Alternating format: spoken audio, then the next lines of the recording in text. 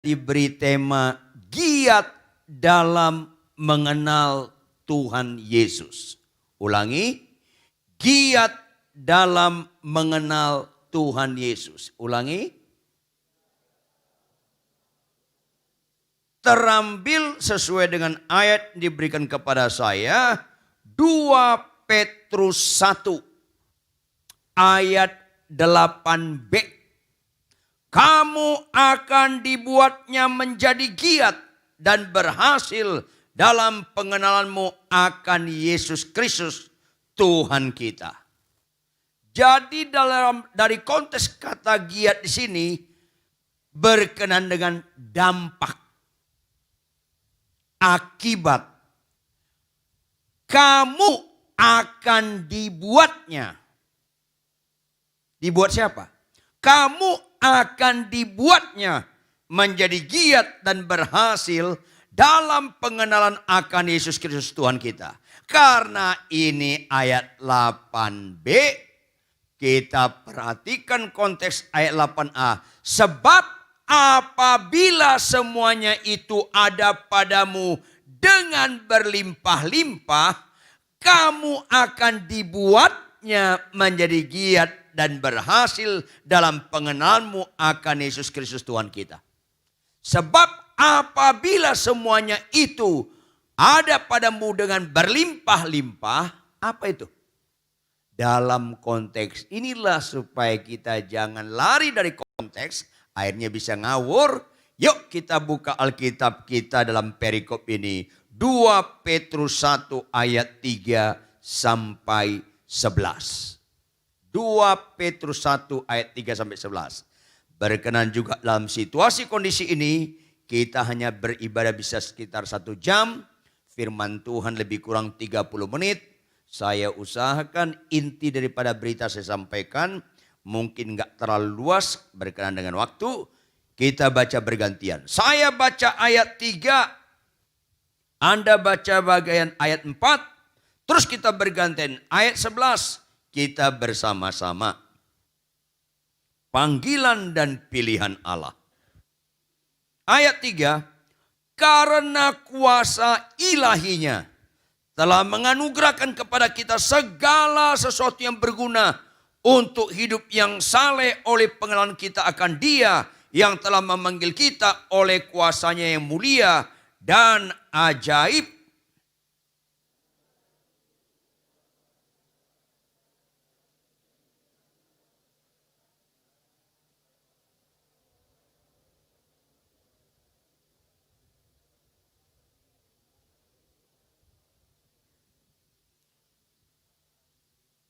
Justru karena itu. Karena apa? Karena ayat 3 dan 4. Justru karena itu. Kamu harus dengan sungguh-sungguh berusaha untuk menambah kepada imanmu kebajikan.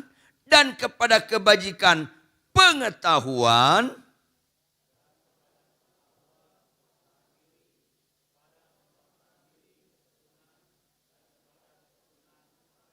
Dan kepada kesalehan, kasih akan saudara-saudara.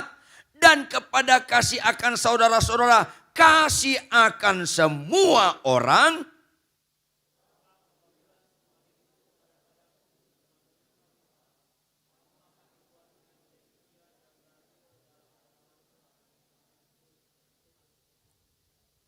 Ayat 9 ada unsur peringatan. Tetapi barang siapa tidak memiliki semuanya itu, ia menjadi buta dan picik. Karena ia lupa bahwa dosa-dosanya yang dahulu telah dihapuskan.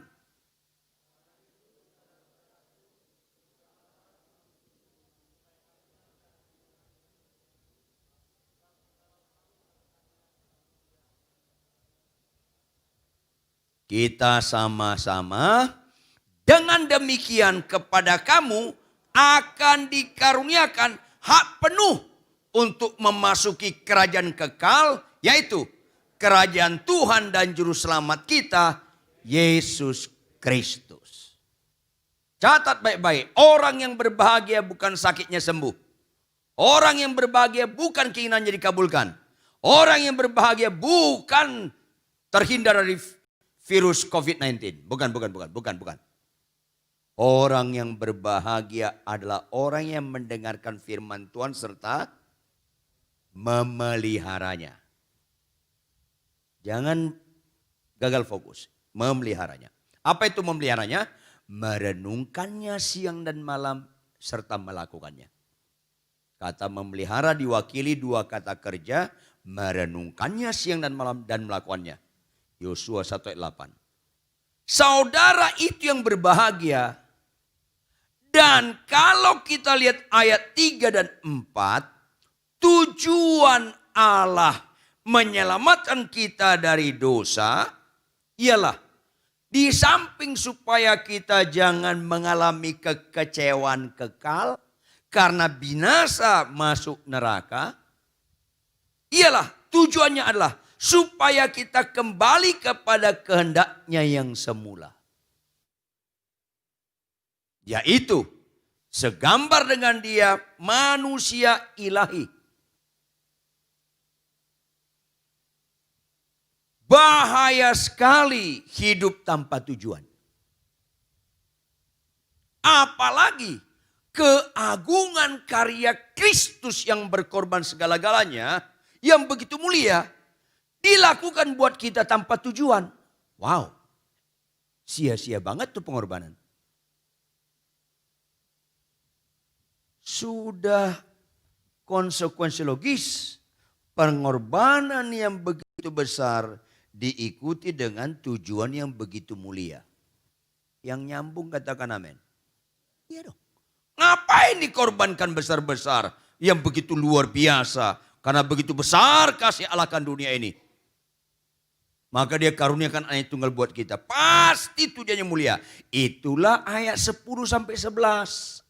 Karena itu saudara-saudaraku, berusahalah sungguh-sungguh supaya panggilan dan pilihanmu makin teguh. Sebab jikalau kamu melakukannya, kamu tidak akan pernah tersandung. Ayat 11. Dengan demikian kepada kamu akan dikaruniakan hak penuh untuk memasuki kerajaan kekal, yaitu kerajaan Tuhan Juru Selamat kita, Yesus Kristus. Untuk itu kita harus giat dalam mengenal Tuhan Yesus dengan segala tujuannya.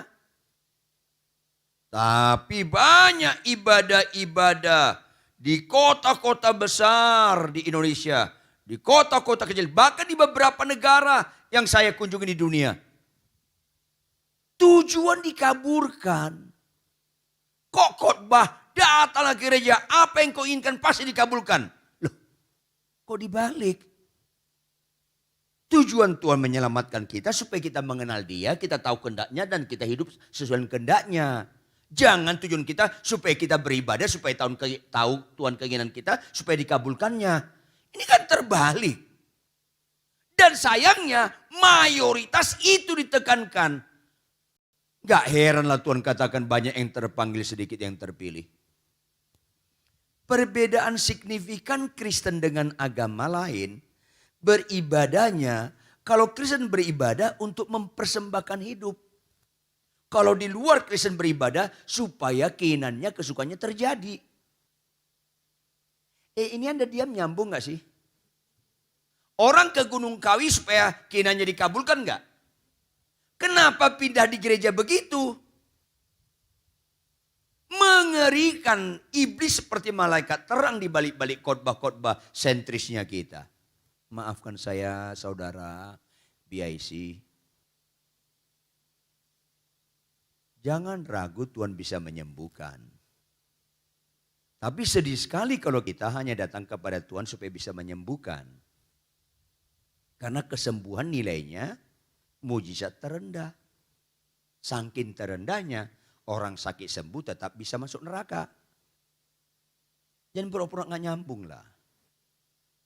Kalau nggak percaya Anda matilah nanti malam tanya Tuhan Yesus. Pasti benar yang saya ucapkan.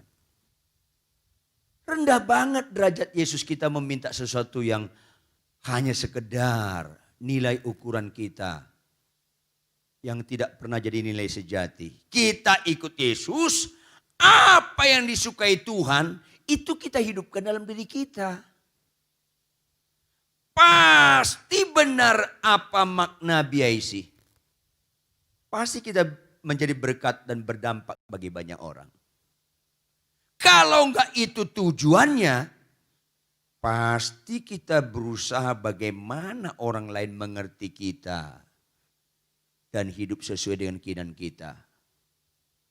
Pantaslah rumah tangga orang Kristen sering kali konflik. Pantaslah orang Kristen sekali gesekan. Akhirnya bukan jadi berkat, batu sandungan. Padahal Tuhan mengendaki sebab jikalau kamu melakukannya kamu tidak akan pernah tersandung dan tidak pernah jadi batu sandungan. Jadi berkat berdampak. Makanya ayat 3 dan 4 karena kuasa ilahinya yang dinyatakan melalui Yesus Kristus telah menganugerahkan kepada kita segala sesuatu yang berguna untuk hidup yang saleh. Oleh pengenalan kita akan Dia yang telah memanggil kita oleh kuasanya yang mulia dan ajaib. Jadi setelah bertobat lahir baru, pasti ada karya yang ajaib di balik karyanya melalui kematian dan kebangkitannya. Yaitu kita harus mengenal Dia. Yaitu apa? Kita dianugerahkan kepada kita segala sesuatu yang berguna untuk hidup yang saleh. Hidup yang berkenan di mata Dia. Itu tujuan Allah kepada kita semua. Ayat 4. Dengan jalan itu, yaitu Dia menganugerahkan kepada kita segala sesuatu yang berguna untuk hidup yang saleh itu. Dengan jalan itu, Ia telah menganugerahkan kepada kita janji-janji yang berharga menyangkut kualitas. Dan yang sangat besar, kuantitas yang tidak ada tandingannya. Supaya ada tujuannya. Olehnya kamu boleh mengambil bagian dalam kodrat ilahi. Hidup yang dikehendaki oleh Allah. Pasti berdampak menjadi berkat bagi banyak orang. Apalagi di tengah-tengah dunia yang makin hedonisme di masa kini. Kehidupan di kalangan orang kaum muda, rumah tangga muda yang sentrisnya kekayaan, ukuran-ukuran dunia. Makin rusaklah dunia ini. Makin jauh daripada rancangan Allah. Makanya bagus sekali komunitas kita seperti ini boleh dibangun. Karena apa? Di masa-masa muda seperti Anda, pernikahan muda juga. Itu kan masa-masa kritis sekali. 0 sampai 5 tahun pernikahan itu masa-masa bisa kiamat lokal loh. Ini ketawanya nyambung nih. Karena waktu pacaran kaulah bulan kaulah bintang kan. Begitu selesai pacaran menikah, nggak lama kemudian datang satria baja hitam berubah. Pung, bulan di sini. Dan banyak bintang-bintang. Tapi kalau kita mengerti pengajaran di gereja kita berkenaan dengan BIC, kita pernikahan muda, orang tua muda bisa berpenampilan beda, itu sangat efektif sekali untuk jadi berkat. Karena berbeda sekali. Ini pelayanan yang sangat strategis di kalangan usia-usia Anda.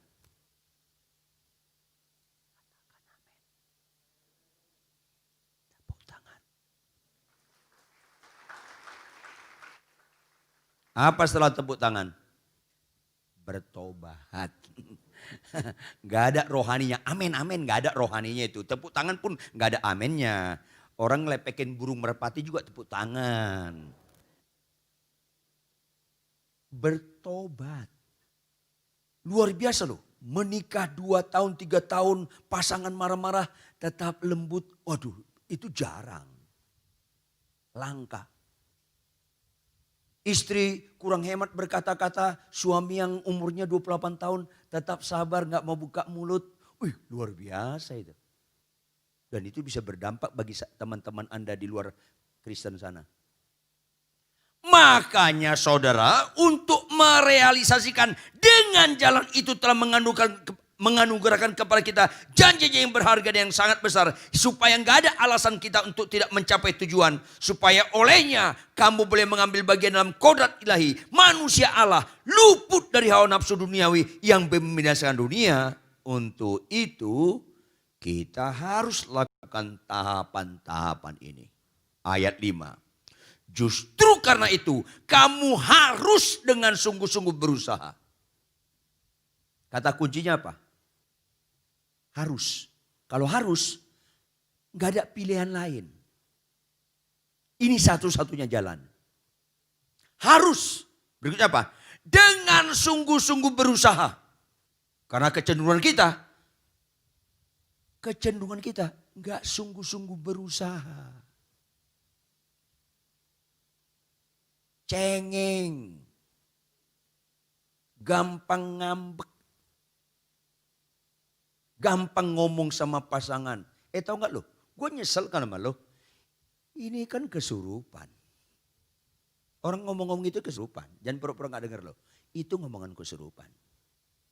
Sama kesurupannya kalau Anda ngomong sama pasangan Anda. Tahu nggak lo?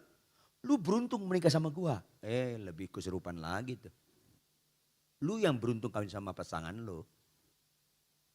Oh nggak ada amin ya. Amin berikutnya itu latah, nggak spontan. Nggak dari dalam hati.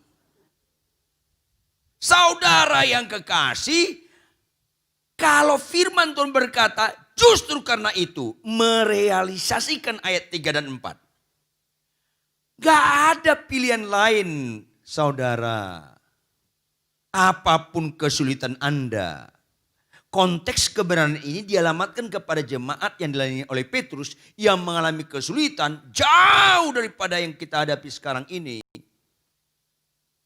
Zaman Kaisar Nero orang Kristen itu ditangkap, disiksa, dibunuh. Kadang-kadang ada keluarga dibunuh dengan apa? Ada pertunjukan arena. Kemudian dikeluarkan singa lapar. Terus dikeluarkan satu keluarga untuk dikejar singa. Kadang-kadang di depan bapak ibunya anaknya ditangkap dimakan singa depan matanya. Itu mencekam sekali.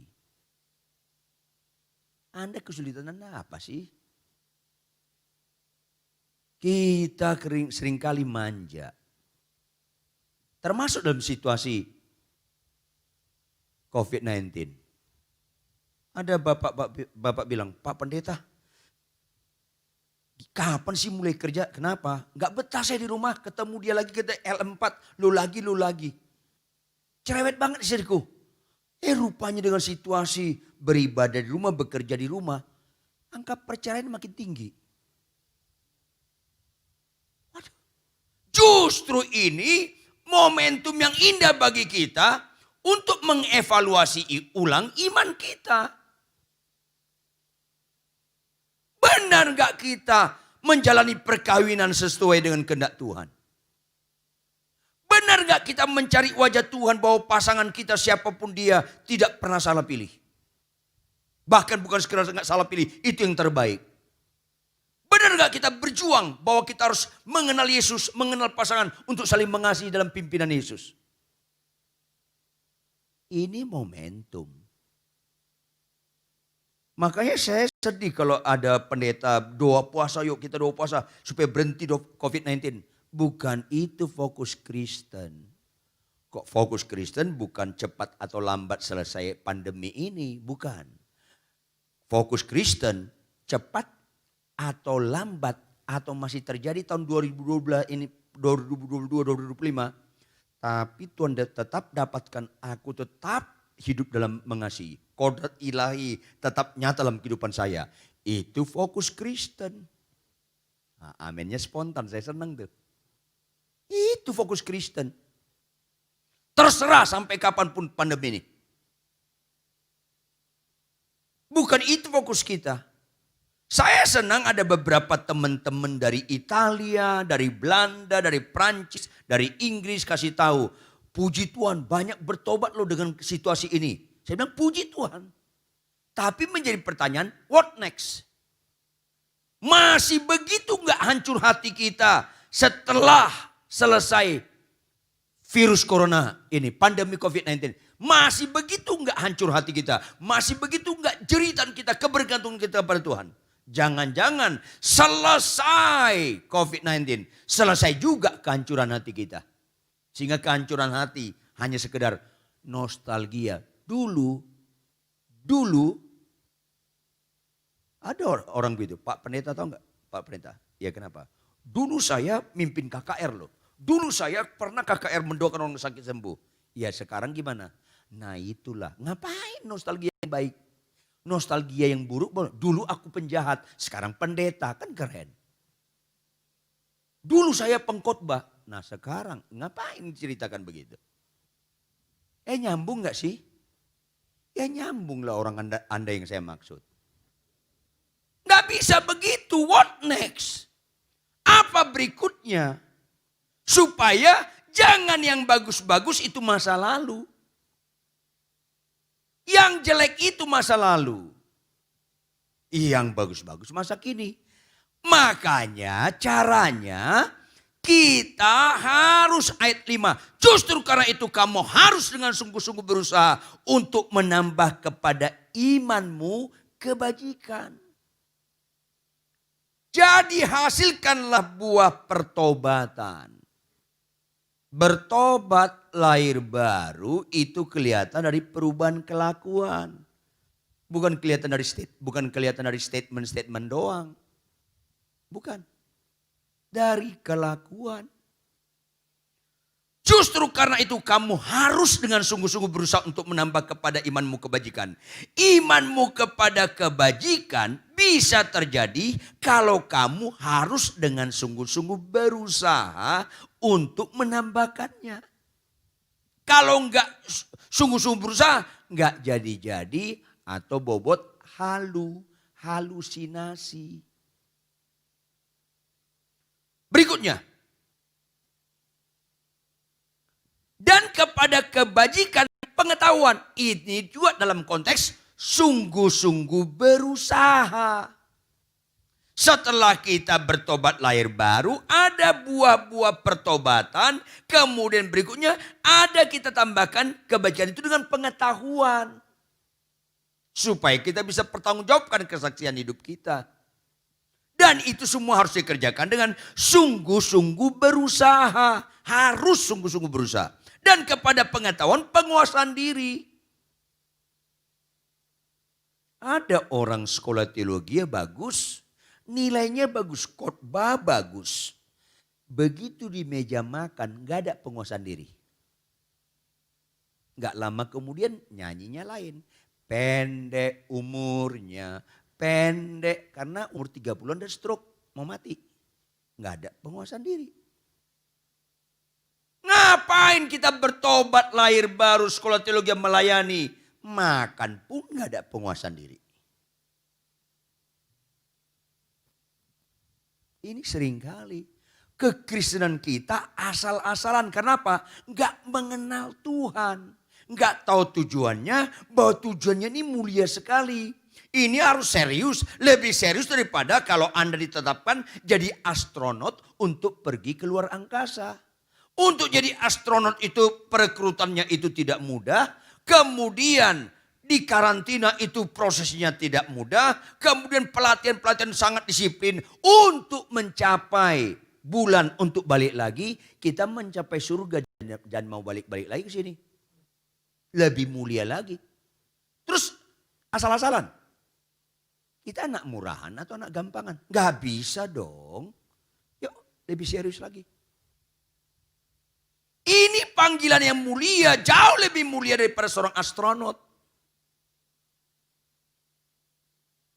Jauh lebih mulia. Cuman karena tidak mengenal Tuhan, gak ngerti ini panggilan yang sangat mulia. Halo, nyawa Kristus, darah Kristus itu sangat mahal. Lebih mahal daripada persiapan seorang dari awal sampai penerbangan ke luar angkasa. Lebih mahal. Punya paradigma ini enggak kita? Punya tata nilai, punya mindset ini enggak kita? Sehingga ada dorongan kita sungguh-sungguh berusaha mengerjakan semua ini kepada pengetahuan penguasaan diri, kepada penguasaan diri, ketekunan. Tekun itu bukan sekedar rajin, tekun itu rajin dan teliti. Kalau pembantu saya rajin tapi nggak teliti, kan jadi negatif. Dia tekun. Sebelum kami tidur biasanya dia semprot kamar dengan semprotan nyamuk misalnya. Tapi kalau dia rajin tapi nggak teliti, kami lagi tidur dia lupa nyemprot, dia semprot. Oh, kami itu, kelabakan kami, kan susah. Rajin, rajin. Tapi nggak teliti. Gak bisa dong. Orang Kristen rajin gak sembarangan, teliti. Ini keren, makanya orang Kristen harus memiliki keunggulan-keunggulan terutama keteladanan hidup. Orang Kristen itu lebih sabar daripada orang lain. Orang Kristen itu harus lebih rendah hati daripada orang lain. Kalau gitu pasti kita berdampak. Tapi kalau sabar lu kalah sama dari agama lain, yang lu percayai siapa? Rendah hati lu lebih kalah dari orang lain, yang lu percayai siapa? Rumah tangga lu lebih buruk daripada rumah tangga orang lain, yang lu percayai siapa? Kita harus berfungsi jadi garam dan terang dalam situasi kondisi apapun. Termasuk si pandemi COVID-19. Masalah ekonomi kesulitan. Nggak bisa menghalangi kita berfungsi jadi garam dan terang. Berfungsi keteladan hidup di atas rata-rata. Makanya kita harus menghayati pengorbanan Kristus di kayu salib. Makna kebangkitannya. Makna Roh Kudus dikirimkan buat kita. Tujuan utama dia menyelamatkan kita. Kenali dong dia. Harus giat dalam mengenal Tuhan Yesus. Harus dari hasil dampak hal-hal ini. Yaitu apa lagi?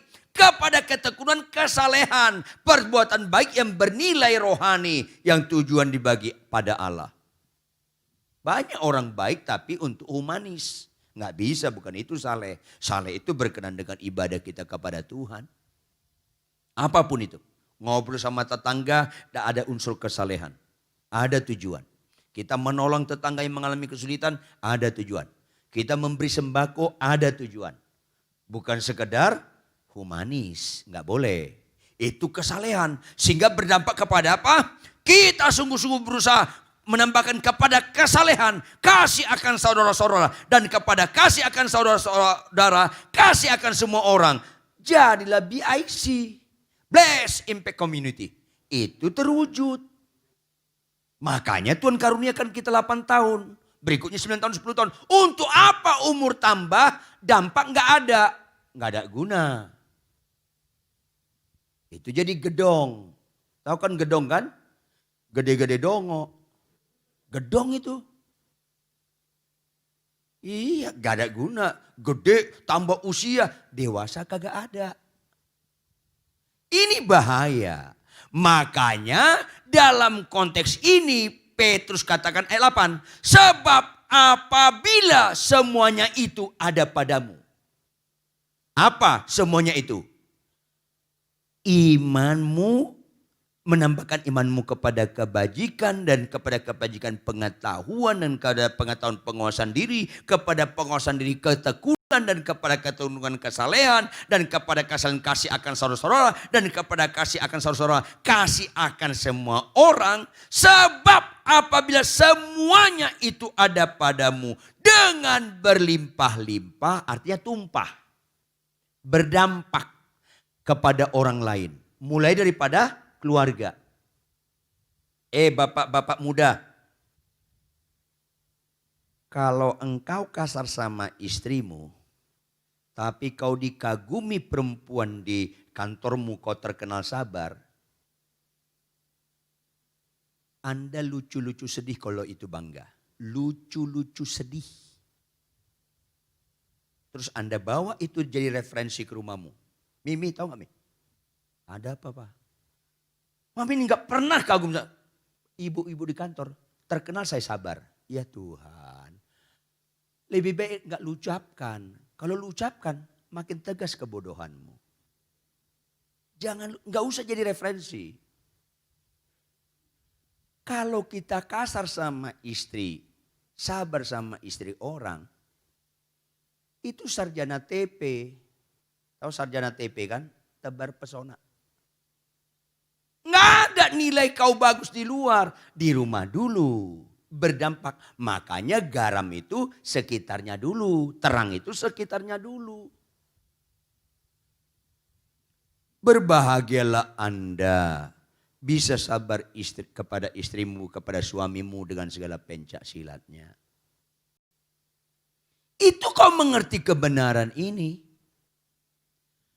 Makanya kalau itu ada padamu berlimpah-limpah, itu yang membuktikan kamu dibuatnya menjadi giat dan berhasil dalam pengenalanmu akan Yesus Kristus Tuhan kita. Dan tidak ada mujizat yang jauh lebih indah selain kita berhasil mengenal Kristus. Berhasil itu bukan aspek knowledge, tapi kelakuan, hidup. Bukan pengetahuan. Kalau saya suruh Anda tolong jelaskan apa kata arti Tuhan dalam konteks perjalanan baru. Dalam konteks budaya Yahudi, budaya Yunani dan sebagainya. Anda uraikan bagus, kelakuanmu nggak bagus. Itu aspek pengetahuan. Bukan itu tujuan utama Tuhan menyatakan kasihnya pada kita. Iman tanpa perbuatan mati. Harus dilakukan. Makanya orang rohani itu kelihatan di kelakuan. Makanya itu dinyatakan pada ayat 5 sampai 7. Apabila semuanya itu ada padamu berlimpah-limpah. Orang rohani bukan kelihatan di khotbahnya. Orang rohani bukan kelihatan di mujizatnya. Jangan kagum dengan orang mendoakan orang lumpuh berjalan. Jangan kagum. Karena itu bukan ukuran rohani. Jangan kagum kalau orang mendoakan orang buta celik. Bukan. Kagumlah di tengah-tengah kemungkinan Anda gak sabar. Anda tetap sabar. Nah itu rohani. Kemungkinan Anda gak penguasaan diri. Anda penguasaan diri. Itu rohani. Kemungkinan disentil harga diri Anda bisa Anda jadi sombong. Tetap Anda rendah hati. Itu rohani. Rohani itu dari kelakuan. Makanya kalau kita terapkan ayat 5 dan 7 itu berdampak apa? Kamu akan dibuatnya menjadi giat dan berhasil dalam pengenalmu akan Yesus Kristus Tuhan kita. Walaupun Anda punya gelar teologia atau enggak punya gelar teologia. Walaupun Anda tidak pernah jadi pendeta atau jadi pendeta. Karena ukuran utamanya sikap kelakuan. Tetapi sebaliknya. Kalau kau nggak punya itu ayat 5 dan 7 yang berdampak kau berhasil mengenal Tuhan. Tetapi barang siapa tidak memiliki semuanya itu. Dia bukan sekedar nggak mengenal Tuhan. Ia menjadi buta dan picik karena ia lupa bahwa dosa-dosanya yang dahulu telah dihapuskan. Bahwa yang paling serius dalam hidup kita sudah diselesaikan. Berarti orang-orang yang tidak melakukan ini gak mengenal Tuhan dan menghina Tuhan. Ayo, apapun latar belakang Anda komunitas, BIC, latar belakang situasi kondisi, tidak pernah menghalangi kita untuk giat dalam mengenal Tuhan Yesus. Nggak bisa. Latar belakang apa? Karena apa? Immanuel, Allah menyertai kita merealisasikan itu. Bahkan diberikan Roh Kudus, Roh Penolong. Nggak ada alasan. Makanya ikut Tuhan dengan benar, ikut Dia berdampak, ikut Tuhan kelakuan benar, jadi kita menjadi surat-surat yang terbuka yang bisa dibaca orang, yang membuat orang lain mengenal Kristus. Itu bukan soal bisa atau tidak bisa, soal mau atau tidak mau. Dan setiap pilihan mau atau tidak mau, ada berkat, ada hukuman. Kalau bisa, nggak bisa itu. Nggak bisa pendamparkannya ada berkat, ada hukuman. Nggak bisa. Misalnya dulu, anak saya masih kuliah misalnya, semester 3. Nak, kamu semester berapa? Semester 3. Ingat, semester 4 beli apartemen untuk papa di Tamrin. Oh nggak bisa dong, masih kuliah. Papa hukum kamu. Itu papa stres. Orang nggak bisa, kenapa bisa dihukum? Nggak bisa. Kalau mau atau nggak mau bisa hukum. Nak, kau semester berapa? Semester 3. Tetap ya, kerjakan tugas-tugas, nggak boleh lalai. Aduh Pak, aku nggak bisa. Saya kurangi uang mingguanmu. Bisa dihukum. Kalau masalah mau atau nggak mau. Soal bisa nggak bisa, nggak ada. Nah konteks ini soal mau atau nggak mau. Penutup ayat 10-11. Karena itu saudara-saudaraku, BIC, berusahalah sungguh-sungguh. Jangan lupa, kecenderungan kita nggak berusaha sungguh-sungguh. Itu masalahnya. Berusahalah sungguh-sungguh supaya panggilan dan pilihanmu makin teguh. Sebab jikalau kamu melakukannya, kamu tidak akan pernah tersandung. Mana ada lagi yang lebih indah mujizat hidup yang nggak pernah tersandung. Ayat 11. Dengan demikian kepada kamu ada sukacita kekal. Dikaruniakan hak penuh untuk memasuki kerajaan kekal. Yaitu kerajaan Tuhan dan Juru Selamat kita, Yesus Kristus. Mari evaluasi ulang. Hidup harus berdampak. Karena ada Yesus menyertai kita. Kalau nggak ada keistimewaan hasil penyertaan Yesus, terlalu sia-sia penyertaan Yesus kalau nggak ada dampak yang istimewa. Dan akhirnya di atas segala-galanya Tuhan Yesus dipermuliakan. Tuhan Yesus memberkati kita sekalian. Kita tunduk kepala dan kita berdoa. Terpujilah Engkau kekal selama-lamanya Tuhan. Engkau baik dan sangat baik. Sungguh Tuhan, dengan kebenaran firman hari ini, Kau memperlengkapi kami dalam konteks BIC. Dalam segala permasalahannya, tidak ada alasan kami tidak berdampak. Dimulai dalam komunitas kami dan kepada banyak orang ya Tuhan. Oleh karena itu Tuhan, tolonglah kami diinsafkan. Supaya dalam pertolongan Roh Kudus dalam konteks ayat 5 dan 7. Kami sungguh diberikan roh yang menyala-nyala, sungguh-sungguh berusaha. Melakukan kebenaran ini dalam pertolongan Roh Kudus sehingga berlimpah-limpah.